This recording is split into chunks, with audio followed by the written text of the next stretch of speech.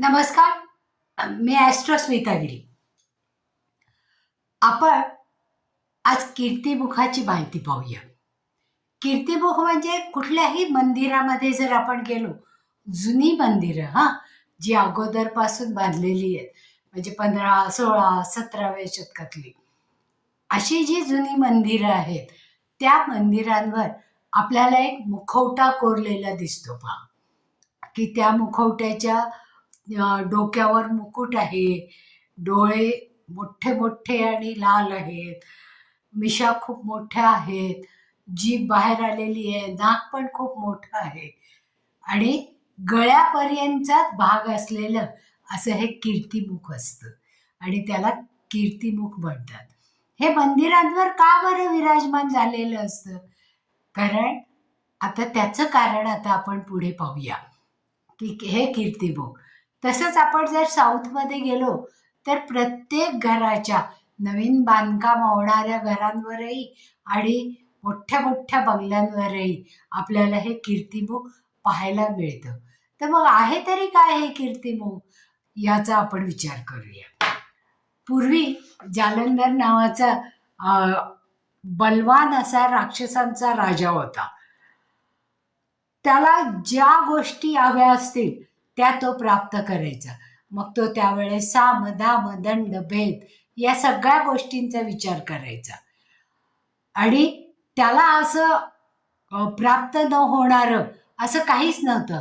कारण तो अतिशय शूर, बलवान आणि परत राक्षस वृत्तीचा होता. त्याच्यामुळे सगळ्या चांगल्या गोष्टी या आपल्याकडे असायलाच पाहिजे असा त्याचा अट्टाहास असायचा. मग अशा वेळेस त्यांनी एकदा पार्वतीला पाहिलं.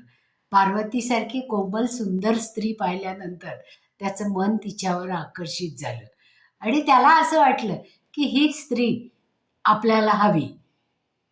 मग जर ही स्त्री हवी आहे तर ती मिळायची कशी? म्हणून त्यांनी राहूला विचारलं. तर राहूनी सांगितलं की ती पार्वती माता आहे आणि ती भगवान शंकरांची पत्नी आहे. ती कशी काय तुम्हाला मिळेल? त्यावेळेस जालंधरनी राहूला सांगितलं. कारण आपल्याला सगळ्यांना माहिती आहे की राहूला फक्त धड आहे, मुख आहे, धड नाहीये. म्हणजे चेहऱ्याचा वरचा भाग आहे आणि खालचा भाग नाहीये, म्हणजे धड नाहीये. त्यामुळेच तो ग्रहण लावताना चंद्राला गिळून टाकतो असं आपण म्हणतो. ग्रहण लागतं म्हणजे काय, की तो चंद्राला गिळून टाकतो. पण त्याला धड नाहीये, त्यामुळे चंद्र थोडा वेळ ग्रहणात राहतो आणि लगेच त्याच्यापासून बाहेर निघतो. मग अशा या राहूला त्यांनी शंकराकडे पाठवलं आणि शंकराला सांगितलं की राहूने की जालिंदर राजाला तुझी पत्नी आवडलेली आहे, तर ती त्याला हवी आहे. त्यावेळेस राजाला पत्नी हवी आहे असं सांगताना राहू म्हणाला की राहूला शंकराने विचारलं की तुला असं का वाटतं की माझी पत्नी मी जालंधरला द्यावी म्हणून? त्यावेळेस राहू म्हणाला की जालंधरला असं वाटतं कारण मी त्याचा दूत आहे, त्यामुळे त्याच्याबद्दल चांगलं बोलणं माझं काम आहे. मग तो राक्षसांचा राजा आहे, त्याच्याकडे धन, संपत्ती, शौर्य हे सगळं काही आहे. त्याच्याबरोबरच क्रूर पण तो तितकाच आहे. त्यामुळे तो त्याला पाहिजे त्या वस्तू साम, दाम, दंड, भेद या सगळ्यांचा अवलंबन करून मिळवत असतो. मग तुझी पत्नी तू जालंधरला दे आणि युद्ध टाळ असं राहूनी सांगितलं. राहूनी हे शंकराला सांगितल्यावर शंकराला राहू म्हणाला की तू तर स्मशानात राहतो, तुझे गण कसले जंगली आहेत आणि तुझं वाहन कसलं नंदी आहे.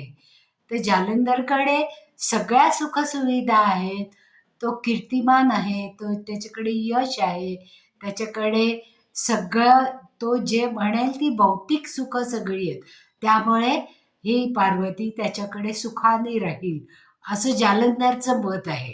त्याच्यामुळे कारण ती जी कोमलांगी आहे ती तुझ्याकडे स्मशानात राहणाऱ्या देवाकडे असण्यापेक्षा माझ्याकडे असलेली केव्हाही चांगली. शंकराला हे ऐकल्यावर अतिशय संताप आला. आणि आपल्याला सगळ्यांना माहिती आहे की शंकराचा तिसरा नेत्र केव्हा उघडतो? ज्यावेळेस शंकर अतिशय क्रोधात असतात त्यावेळेस. शंकराने आपला तिसरा डोळा उघडला आणि त्यातून, कारण जालंधर हा राक्षसांचा राजा आहे, म्हणजे त्याला मारण्यासाठी एक राक्षसच निर्माण करायला पाहिजे असं विचार करून शंकराने आपल्या नेत्रात, तिसऱ्या नेत्रातून ज्वाळेसहित एक राक्षस निर्माण केला, की जो राक्षस, त्याला तो उपाशी होता आणि त्याला भूक लागलेली होती, असा राक्षस निर्माण केला. आणि या राक्षसाला राहूच्या मागे सोडलं. राहूने खूप प्रयत्न केले की त्याच्यापासून आपल्याला वाचवण्याचे. पण जेव्हा त्याच्या लक्षात आलं की हा राक्षस आपल्याला सोडणार नाही, त्यावेळेस तो शंकराला शरण गेला. आणि आपल्याला माहिती आहे की शंकर हा भोळा सांब आहे. त्याला जेव्हा कोणी शरण जातं त्यावेळेस तो त्याला त्याचा वर देतो. त्याप्रमाणे त्यांनी राहूला आश्वस्त केलं की मी या राक्षसाला माझ्या पाठीशी येऊन उभं राहायला सांगतो आणि तू इथून जा. त्यावेळेस राहू जालंधरकडे जातो आणि तो जो राक्षस शंकराच्या पाठीमागे उभा आहे त्याला भूक लागलेली होती, मग तो सगळी पृथ्वी खाऊन टाकेल. त्यावेळेस त्यांनी शंकराला विचारलं की तुझ्यापासूनच माझी निर्मिती झालेली आहे, मग आता माझ्या या भुकेवर मात करण्यासाठी मी काय खाऊ? त्यावेळेस शंकराने या सिंहमुखी राक्षसाला सांगितलं की तू भयंकर भुकेने व्याकुळ झालेला आहे हे मला माहिती आहे, तर तू स्वतःलाच खायला सुरुवात कर. कारण हा राक्षस कसा होता? प्रचंड महाकाय, ज्याच्या शिरावर मुकुट होता, ज्याचे डोळे लाल भडक होते आणि जो महाभूत होता. त्यांनी स्वतःला, शंकराच्या आज्ञेप्रमाणे त्यांनी स्वतःला खायला सुरुवात केली. मग हे महाभूत स्वतःला खात खात गळ्यापर्यंत खात आला आणि शेवटी त्याचा चेहराच फक्त राहिला होता. त्यावर भगवान शिवाने हसत हसत त्याला सांगितलं की मला हेच हवं होतं, माझ्या या निर्मितीला कीर्तिमुख म्हणून संबोधलं जाईल. कारण हा जो महाराक्षस निर्माण केला होता त्याला शंकराने कीर्तिमुख असं नाव दिलं.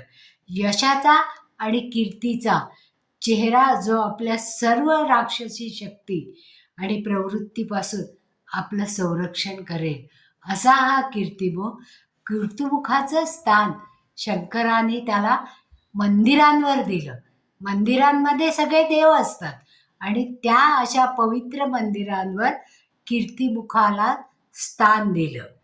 आणि जेव्हा जेव्हा नवीन घर बांधलं जाईल, प्रचंड प्रासाद बांधला जाईल किंवा खूप मोठं घर सुंदर असेल, त्या सगळ्या द्वारांवर कीर्तिमुखाची स्थापना करण्याची अनुमती ही शंकराने दिली. आणि कीर्तिमुख हे म्हणूनच आपल्याला मंदिरांवर शिलालेखांमध्ये कोरलेलं दिसतं पहा, की ज्याच्या शिरावर मुकुट आहे पण फक्त जो गळ्यापर्यंतचा जो भाग आहे तो सर्व अलंकारांनी युक्त जरूर आहे, तो भयावही आहे, पण तो कीर्ती देणारा आणि निगेटिव्हिटीपासून ज्या सगळ्या वास्तूंना, म्हणजे देवालयांवर ते पूर्ण झाल्यानंतर कोणाची कुदृष्टी पडू नये म्हणून हे कीर्तिमुख देवालयावर स्थापन करण्याची मुभा हे शंकराने दिलेली होती. म्हणूनच पहा तुम्ही सगळ्या जुन्या मंदिरांवर हे कीर्तिमुख विराजलेलं दिसतं. आणि दक्षिणेकडच्या जेवढे मोठी मोठी घरं आहेत पहा, किंवा जेवढे मोठे प्रासाद आहेत, त्या सगळ्यांवर हे कीर्तिमुख लावलेलं आपल्याला दिसून येतं. तर या कीर्तिमुखाला शंकराने वरदान दिल्यामुळे हे कीर्तिमुख जिथे जिथे असेल तिथे तिथे निगेटिव्हिटी राहणार नाही, दुष्टशक्तींचा वास होणार नाही आणि तिथे कायम पॉझिटिव्हिटी राहील याचा विचार या कीर्तिबोखाला तिथे स्थापन करण्याने होतो.